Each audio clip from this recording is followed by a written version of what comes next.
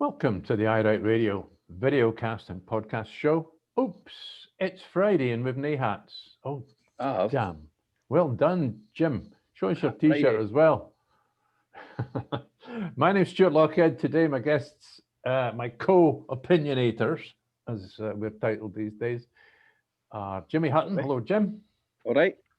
And Norrie Stewart. Hello, Norrie. Hiya. As usual, we're stowed out with stories. However, today we shall start with a report from the Scottish Government press briefing. Jimmy will cover that. We'd better talk about Boris, his visit to Scotland. That it was as we'll come to it. I will tell you what we think about it.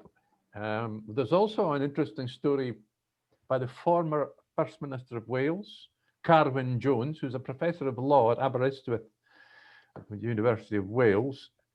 He's got an opinion about the sovereignty of Parliament, this Westminster he's talking about, which could be relevant to the future independence of Scotland. Then there was an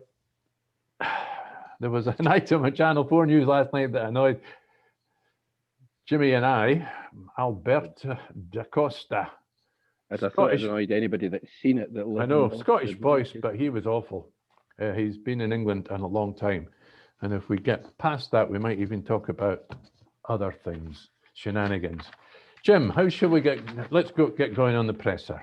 Yeah, well, the presser of the day, Jeane Freeman took it. Couple of interesting bits and bobs about vaccinations and numbers and what have you. It was interesting to note that again, the number of positive cases was just over 5% at 5.8 yesterday. Mm-hmm. So it's still making decent downward progress to where we want to get. I thought Jeane Freeman was pretty good today. She was efficient, she was effective. A few of the press pack were trying to get about, well, they desperately wanted her to make a comment on Kenny McCaskill, but they were also trying to get at this thing about Nicola saying in Parliament yesterday that they're just going to publish the vaccination stuff that the UK government asked them not to. There's a wee attack vid for Douglas Ross pumped out this morning onto his social media channels talking about how shocking it was the Scottish government are going to publish confidential information. Let's be clear, it's commercially confidential information. She's no selling secrets to the Russians or nothing. And frankly, it's commercially confidential information that the UK government briefs the press on almost daily. It seems to be that the case for keeping it quiet is so that only the UK government can present the press with a positive piece, and the Scottish government is not allowed to do so. I think, is it not a case of that if we don't have the numbers out there, the Tories in Scotland can say whatever they want about the distribution of the vaccine? That would be true, mate, but the Tories are still pushing numbers that they put out last week that Colin Mackay on STV absolutely demolished, and they pushed them the entirety of the last weekend. So let's be clear, the Tories didn't need true information. When they decide a line that they're going to push, they push it regardless of whether it's true or not. Well, that's the qualification to be a Scottish Tory. They all get, that's a test. How good are you at telling lies? Yeah, well, I think Priti Patel's been running courses on it, mate, given how good they're getting. Well, let's say one good thing about the presser was you're right there, 5.8%. Now, the World Health Organization's target for any country is 5% or less. So it's it's a little bit of good news, but we've still lost 70 lives in a day. We're getting closer. Yeah, there's still far too many people catching it. I think personally as well, there's an issue in in care homes that isn't necessarily being flagged up as yet. I don't think it's anywhere near as bad as what's going on down south, but the fact that people in care homes are still dying in pretty large numbers, it worries me, because it shouldn't be getting into care homes by now. We should have found a way to make care homes far more secure than we have. But the other things, again, she said, we've got 4.45 million people to vaccinate in Scotland. We have a plan based around the recommendations of the JCVI, and we are ahead of where we need to be on our timescale. So regardless of however many Tories or however many Willie Rennies stand up and say you're making a James Hunt of it, they're going to stick to that plan, and I expect them to deliver on it as long as the vaccine keeps arriving at the scheduled times that have been promised by the UK government. But Jimmy, England have got 50 vaccination hubs, and we've not got 50 vaccination hubs. If We had should 50 have a vaccination hub for every single person in the country. Well, it's kind of looking like they want people to have vaccination hubs as the 21st century equivalent in outside privy. Everybody should get one each, which I would venture to suggest might be a waste of public money. And if they were building that many vaccination hubs, the press would be screaming from the hilltops about it. 2022, February 2022, Scottish Government, headlines in papers, Scottish Government wastes millions on vaccination hubs that weren't needed. Oh, there you go. Well, let's be honest. Still How many times? Facts. Sorry, Jim. No, I was just going to say, how many times did they desperately want to run the story that the Louisa Jordan was a waste of money because it wasn't getting used? They tried that a few times last year, got slapped down because the Scottish Government started using it for other things. Thank Christ it's still in position now to be used should we need it. Well, you've got 3 genuine, well, we call them realistically named mass vaccination centres in Scotland: Aberdeen, Edinburgh, and Glasgow. Aberdeen's in what they call the P&J Live Arena, which is their exhibition centre. Well, Louisa Jordan's in the Scottish Exhibition Centre, and the Edinburgh one's in the Edinburgh International Conference Centre. You can't get any bigger in Scotland, realistically, for mass vaccination. Should have built another one. Oh, right. In What the middle about of Dundee? Oh, well, one in Inverness. And people can travel from all over the Highlands and Islands to Inverness to get their jag. Imagine if we were independent, though, they'd be able to travel a hell of a lot quicker on better roads and on rail links that actually worked. Or should I not say such things? Aye, well, there wasn't really anything else but vaccination, was there? Well, that's what I was just going to say. It's a numbers game for the press. It's an easy headline for them at the moment, and that's why they're going with it. I'm actually struggling to think of a question that wasn't vaccination. Well, the Western Isles was a little story that sort of could be quite sad, because it's a fragile community out there. I think there's only 8,000 people live out there. 10 maybe, and they look as though they're going to have to move into level 4, same as the mainland. That just leaves Orkney and Shetland and some smaller islands. Yeah, it's a bit of a shame what happened on Barra, for example. And again, we seen yesterday, I think it's Inverness or just outside Inverness, there's a care home with 30 odd cases. Again, a private care home, noticeably. And they have been vaccinated. We don't know quite when, because I'm sure if it was 3 or 4 weeks ago, that would be a story. But I think overall, I'm not that surprised that the Western Isles have gone to, or may go to tier 4. I think they'd be annoyed about it, but probably not as annoyed as they were when they were put into tier 3, given that most of them were effectively 0 cases for a long time. I thought the other story that I got a wee chuckle from was the blue envelope story. Remember the blue envelope story? And it sounded a bit silly. I mean, when it was first told to us, if you recall, it was spun by a headline that suggested that the Scottish Government had backtracked on something.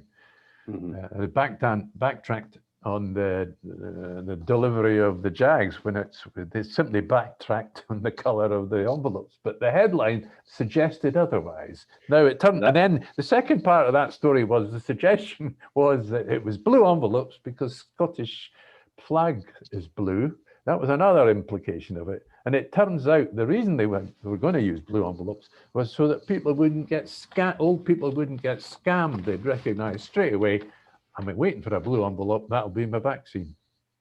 Yeah, well, there are a couple of dodgy scams going about. I've seen a couple of email scams and what have you, where people click on the link, suddenly they're asking them for bank details and all kinds of nonsense. So the actual idea of the blue envelope was a good idea, just that nobody could supply them with enough blue envelopes to get it done quick enough. Dicey. Now, it's a name that nobody, almost none of our viewers or listeners will know what it's about. The former first, I missed out Boris here. Do you want to go to Boris, or shall I just go over with this? I'll get over this. Just go with Dicey. Dicey, right. Well, then we'll go to Boris. We'll have fun with Boris. There's a guy called Dicey, dead a long time, legislator, lawyer, Victorian times. He is the man to go to discover what the true sovereignty of the Westminster Parliament is. We sit here and talk week in, week out about what can we do because Boris has got 80 seats and they can do what they like because Westminster Parliament is sovereign. The former First Minister of Wales, Carwyn Jones, who's a professor of law at Aberystwyth University, says that is not necessarily true. Well, his argument for me makes sense, because sovereign would suggest that once you make a law, it can't be broken, but we know that's not true. Broken by Parliament, obviously, it can by individuals. So, you know, whoever's in power can change whatever they want, whenever they want. So sovereignty is basically in the hands of whoever the ruling party are. What Mr. Jones is doing, he's challenging that. Let me just read out he's challenging that. He's saying that there is precedent. He says here, sovereignty. According to Mr. Jones, our concept of parliamentary sovereignty is based largely on the views of one man, A V Dicey, who expressed his views in the Introduction to the Study of Law of the Constitution, 1885. The former First Minister says this looks more like political graffiti rather than an attempt to clarify the law. He adds, before we look at these words, it's worth reflecting that Dicey was a product of his age and the Victorian Empire. And he was violently anti-Irish independence at the time, this fellow Dicey. Anyway, Mr. Jones argues that this concept of parliamentary sovereignty would breach the conditions in the Treaty of Union that were agreed when Scotland signed. So, as I said before we came on air, that brings us back round to one or two things that Joanna Cherry have suggested, that this whole issue, you yourself, Norrie, keep bringing up the Treaty of Union. So that's an interesting intervention from Wales. And he also goes on to say the treaty has been broken on numerous occasions. Yeah. I still think that there's a route whereby we renegotiate the treaty, and we basically hold up everything that's happened in Europe with every Tory government since we've been in Europe, where they went back to renegotiate the treaty, this treaty, that treaty, the next treaty. And I think that's what we should do. And the first paragraph should be a veto. And the first paragraph should be the Scottish Parliament having the power to call an independence referendum when it wants. And the second one should be a veto. Well, let's refer back to all the legal cases a year, 18 months ago, when Mrs. May was in government, and the challenges that were made to the sovereignty of Parliament. And Mr. Jones, Carwyn Jones, adds, Lady Hale, remember her name from that? Yeah, Lady Hale seems to observe to the courts the ability to guard the rule of law, even against a Parliament that seeks to subvert it. That is not consistent with parliamentary sovereignty, as the UK Parliament, acting on that principle, would be able to abolish judicial review, the courts, or even the rule of law if it wished to. That is the logical conclusion of accepting parliamentary sovereignty. So that'd be a very interesting debate to hear from some lawyers. Well, I think there's a couple of things in that list that the Tories, this present Tory government, would be delighted to abolish. Yeah, exactly. The leader of the House is trying to curtail judicial review as we speak, having again decided to insult the entire nation of Scotland under First Minister yesterday. The honourable member for the 18th century, Jacob Rees-Mogg, is desperate to take more powers to Parliament and out of the hands of judges. I think this whole thing reflects poorly upon parliamentarians over the last 3 centuries. But it shows you that they are politicians. The fact that they have an unwritten constitution has been very, very useful to those in power over the centuries. Because basically they can say whatever they like. And as long as they assert that Parliament has sovereignty, they can do whatever they like. Nobody's ever challenged the assertion. I think Norrie's right in some ways. Presenting independence as a renegotiation of the Treaty of Union would ring bells with the public, because the Tories done exactly that when they went to renegotiate with Brussels. It's an understandable route. And well, the Tories made it absolutely clear that it was perfectly their right to go as a government and renegotiate with Brussels. So is it perfectly the right of the Scottish government to renegotiate with London? And if not, why not? Go and explain to us why a government in London can renegotiate treaties, but a government in Edinburgh can't. Of course, the difficulty is, in answering that question, you then have to raise the issue, is Scotland a colony or an equal partner? Exactly. Well, why don't we force London to explain to us exactly who we are? That would resonate with the public in Scotland as well, because all they can do is tell us that we are a possession of the English crown. But that's how they see what the Treaty of Union done. They see that as abolishing Scotland as a nation, and we agreed to become part of a separate country, a region of Great Britain. That's what they think the Treaty of Union is. The Treaty of Union came about in 1707. It followed the bourgeois revolutions of the 17th century. In other words, the Civil War, Cromwell, and then what the English like to call the Glorious Revolution, 1688, when they invited William of Orange to invade, and he did. He turned up with 30,000 troops and about 200 ships, and they kicked out James II.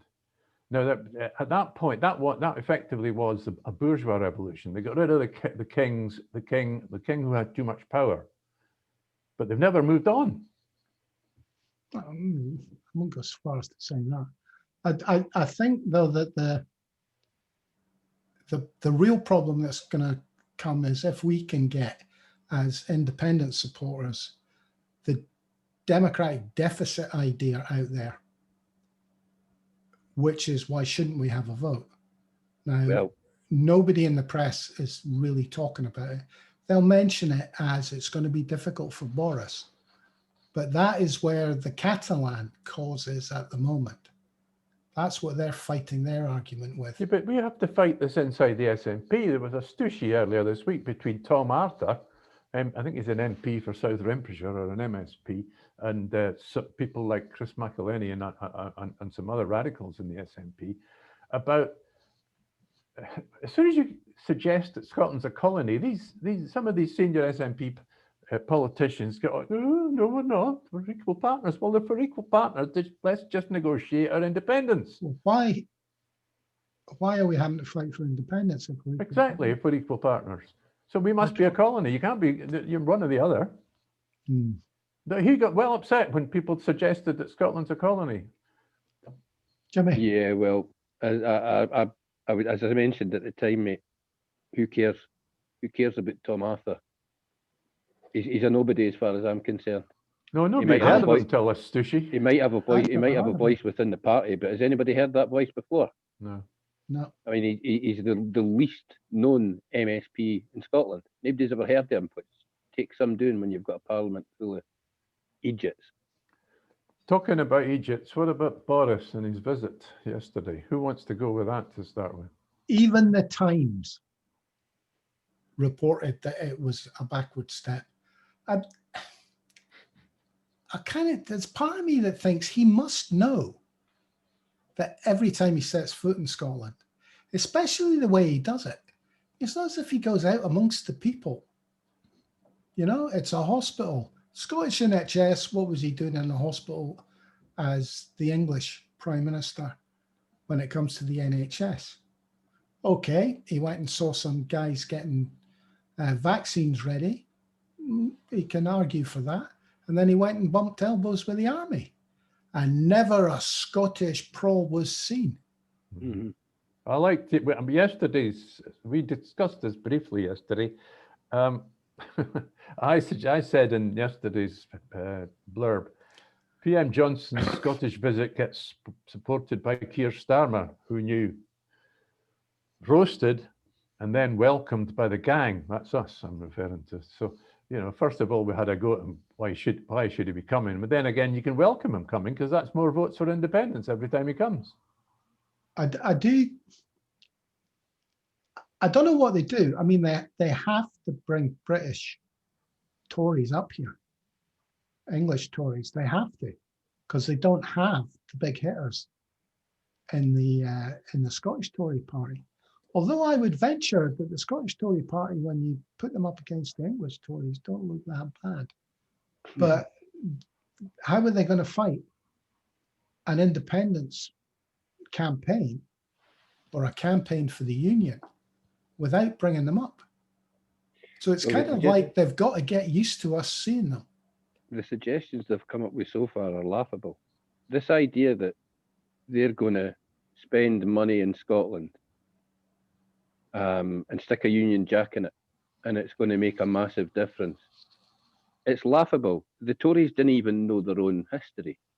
They'd done that for 10 years through the auspices of the Scottish Development Agency. Every project in Scotland had the wee SDA logo on it. Frankly, like most people in Scotland, I kind of fondly remember the SDA. It didn't make a blind bit of difference to what happened to the Tories. They got wiped out in 1992, having spent millions of pounds in Scotland. Very good point, Jim. People don't like them, they don't trust them, and whether or not they misappropriate Scottish funds, because let's be clear, all the money they're spending in Scotland, it's no largesse. It's our taxpayers' money. The fact that they stick a flag in it doesn't make a blind bit of difference. I reckon they're going to get absolutely scudded if Boris keeps coming up here and telling us, I don't care about the democratic deficit. I don't care. You don't want a referendum. Even though 55% of you support yes at the moment, you don't want a referendum. He's basically ignoring everything that he's being told by the Scottish people and telling them how to think. This funding, what I find interesting about it, is that they're attempting to frame it like EU funding was framed. Aye. So funding from the EU always did feel like it came from the EU. It was British taxpayers' money that had been given to the EU, but the EU decided where it went. So it was EU money, if you like. Yeah. And that's the frame they're trying to build around this UK government money. It's built to look like largesse. Mm-hmm. That's what they want people to presume it is. But you'll forgive me, the people are far too astute to actually believe that it's largesse. It's the same with their economic argument. You know, independence, you'd be a basket case because you'd have this huge deficit. I'm sorry, most of the Scottish people look forward to Gers Day now to see how big our deficit is and have a laugh about it and see just how much spending has been allocated to us to make Scotland the biggest deficit in the UK, even though we make up 8.5% of the population. Oh, I know. It looks daft when you see the pie chart. You've got the three minor partners, Northern Ireland, Wales, and Scotland. Aye, and we make up about 12% of the population, and we've got 60% of the deficit. Get our life. We've tanned the credit card, and it's good old England that's raising all the money to pay the credit card bill, because if it wasn't for good old England, we'd all be stuffed. It's interesting. Is Scotland the second or the third richest area after the southeast and London? Well, that's what it is. Consistently for years. So the southeast and London GDP and exports. Everybody else. GDP, exports. The only thing that's holding us back is the rest of England, apparently. Well, there's an advert for the union, mate. Well, amongst many. Well, no, let's not forget the other point when talking about Boris and why he came. So we suggested yesterday that he'd been put up to it by Michael Gove. Michael Gove as his token Scotsman and challenger, unlikely to become Prime Minister if Boris can be forced out, that Boris was put up to it by Michael Gove, who was put up to it by a media mogul with a name beginning with M. I wonder who that could be. Murdoch. Well, don't forget that who pays Michael Gove's wages and his wife's wages for years and years and years. I don't know Michael Gove, but I just, every time I see him, I see the wee glint of a dagger handle sticking out his pocket. You know, he just gives me that impression of somebody that would happily stab his mother in the back just to get to the shop first, you know? He just gives that whiff. Smiles too much, as my mother would say. Something wrong with him. You wouldn't trust him as far as you could kick him, as people. No. He suffers from a very runny nose as well, doesn't he? Sniveling. No, don't say it now. Yeah, every time I hear his name as well, I can't help but think of Slivey. I do sometimes wonder, though. I mean, you look at, the Tories know. The Tories know they're only looking at what a maximum ever of low to mid-20s support in Scotland. I can't think of the last time they were actually, even in the opinion poll, higher than 25%. But it's this arrogance that unionist politicians have, that what's happened in Scotland is some kind of aberration and that it will return to normal at some point. You know, SNP voters will go back to Labour because that's their traditional home. Now, you know that politicians, by their nature, they're vain, venal creatures, but they just refuse to accept their unpopularity in Scotland. They refuse to accept that the Scottish people are voting for some of the op-ed pieces that you read, particularly in the English press and on the English TV, because TV is all English. But the op-ed pieces, you know, they can't accept that the Scottish people have changed. They vote for the SNP because they think the SNP are the party that stand for the values that they have as a society. They think the SNP will stand up for them. You know, it's not just one election. How many elections have the SNP won in a landslide? And unionist politicians still refuse to accept that this is the lay of the land north of the border now. Well, I mean, there's also the fact that, you know, people at the last referendum, there's 2 points I want to make here. At the first referendum, the risk factor was voting for yes for independence. If you voted no, you were just, you know, no change, right? So there was no risk. This time round, that situation has considerably changed. Considerably. Yeah. I've forgotten my second point, but probably something around the false promise about the EU, Stuart, because we're all seeing what coming out of the EU is actually doing to the Scottish fishing industry, what it looks like doing to the farming industry. And we were promised that if we voted no and to stay in the United Kingdom, we would stay as a member state of the European Union. What about my camembert? We've all lost the rights and privileges that we had as citizens of Europe.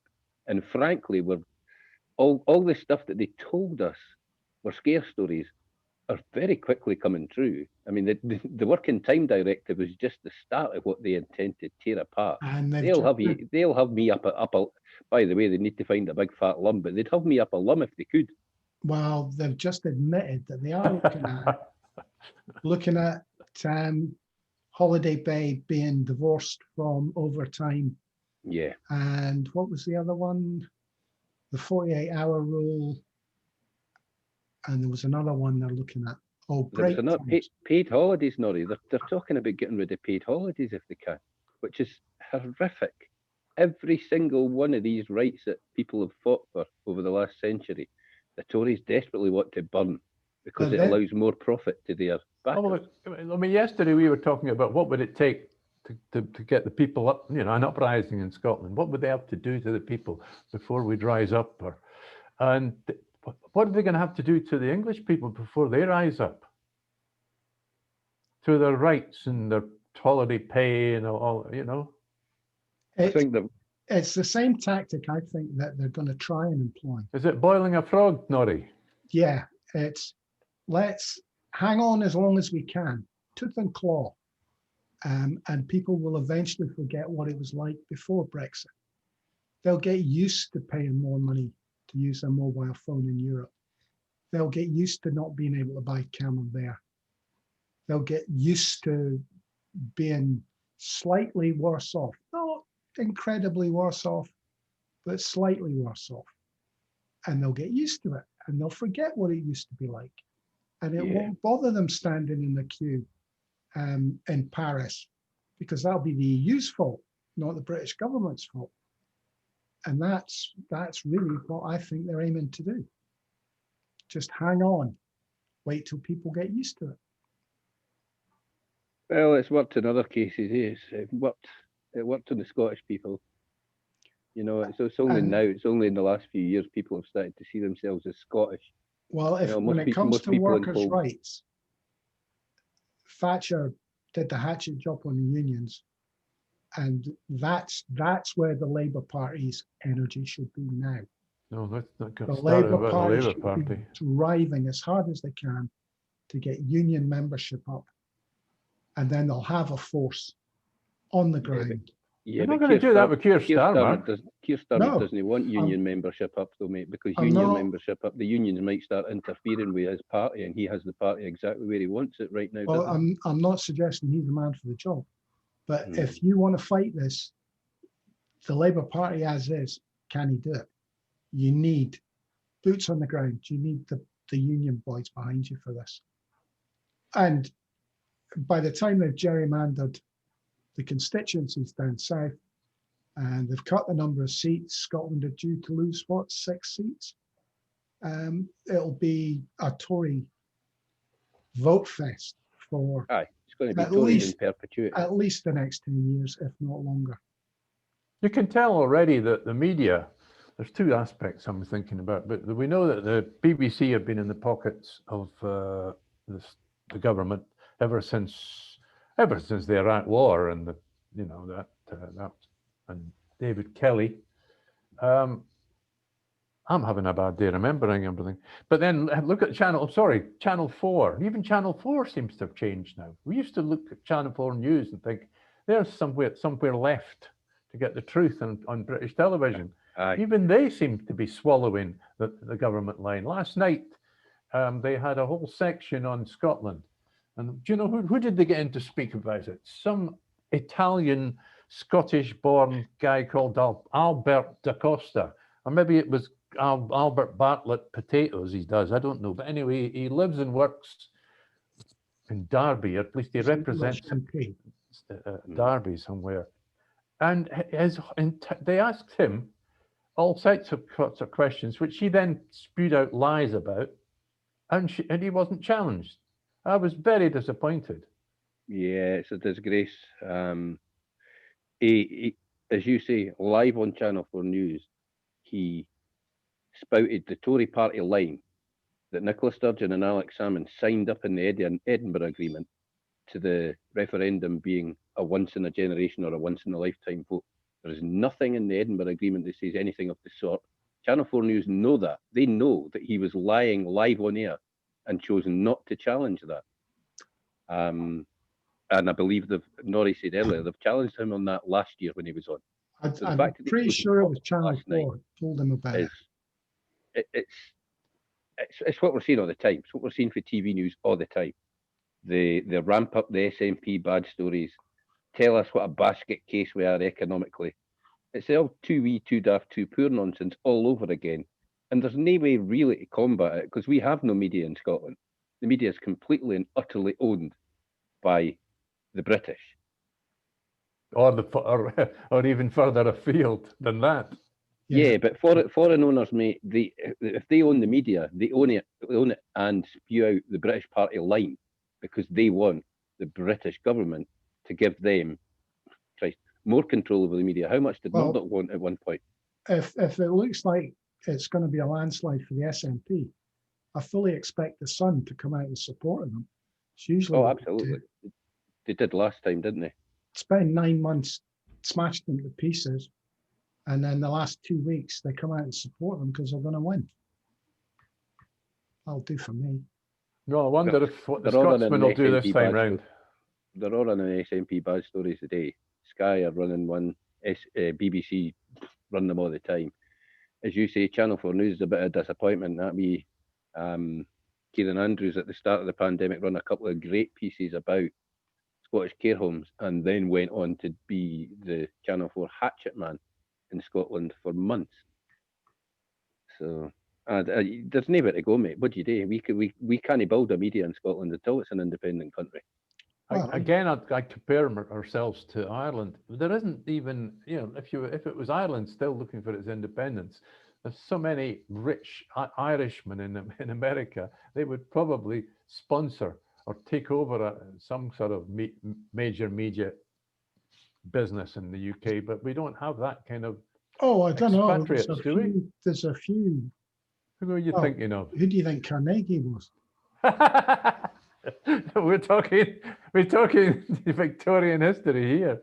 Well, you're not talking about first generation. Are you talking about Brian Cox? But he's just an actor. He's not a media mogul, whatever you might think. Sean Connery. Nah. Well, guys, you're not going to fight the UK media. You just have to replace them when we're an independent country. Well, that's the trouble. It's getting there, isn't it? But we're not that much of that's the thing. But we're not that much of a market. They didn't need to be in here, influence us once we've got rid of their paymasters. But do we not have another problem? If they're used to being the government lapdog, will they not simply become whoever the government of Scotland is? That is a completely different story. But I could reference this 1.5 hour show a week by Alex Salmond on Russian television freaked out the British and the SNP government. Yeah. Well, I mean, that's the point I'm making. What we want is a press that's free, that is not beholden to any government, even if they disagree with us. It's better they disagree with us freely than they tell lies on behalf of the people in power. Well, you watch, I don't care where the press is going as much as anybody else. You look at their numbers collapsing, their print numbers, print sales collapsing year on year on year. You look at the quick volte fast that's going on in the Scotsman in the last few weeks since they change of ownership. I mean, they're printing stuff now that they would never have considered printing a few months ago. The Scotsman's, I won't say changed direction, but it's gone from a one-track road to a dual carriageway, maybe. Well, maybe. I'm not convinced yet, but we'll see. I'm not totally convinced myself, but neither am I. But as I say, that Helen Martin she's clearly earlier in the week in the Evening News, that would never ever have been printed under Johnson Press. No danger. I think the Evening News is probably the style of where it goes politically is probably more important than the Scotsman, given that it's got much bigger sales. Yeah, but it's whether they can monetize their online content, mate, without the problem with most newspapers' online content is people get piss bored of all the adverts. Oh, I know. You have to go through line and line and line of ads to get to the content. And frankly, that's the only way they can see you monetizing it at the moment. So their online presence is going to collapse at some point as well, because people will just go to sites where you can block the ads and read the content that you want. I went on the Sun site a month ago and I couldn't find the article.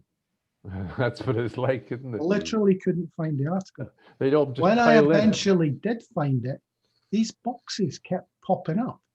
Aye. As I say, it reminds me of porn sites 20 years ago. Well, I wouldn't know. Actually got to see the porn because they kept flicking you from one site to another, and that was running the meter up on somebody's. In the old days, all you had was loads of views. They were. You're outing yourself, Stuart. Sorry? You're outing yourself as a mass consumer of pornography. No, I wasn't a mass consumer. I was in the business.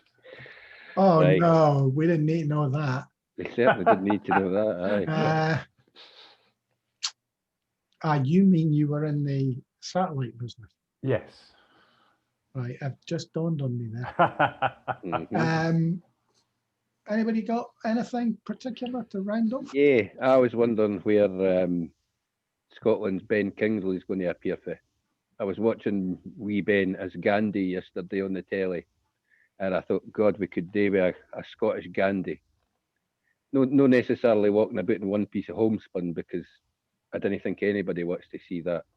But we could do with some leadership rising up for somewhere. I just like the line, there is no people on earth who would not prefer their own bad government to the good government of an alien power. And as much as people want to tell me I'm British, and as much as people want to tell the people of Scotland they're British, the more we get told that our votes don't matter and our opinions don't matter, the less of us will feel British and far more of us will feel Scottish. I think that's a good place to end, gentlemen. I think so. This has been iWrite Radio. My name's Stuart Lochhead. Cheerio to Jimmy Hutton and cheerio to Norrie Stewart. Cheers, folks. And thanks for listening, folks.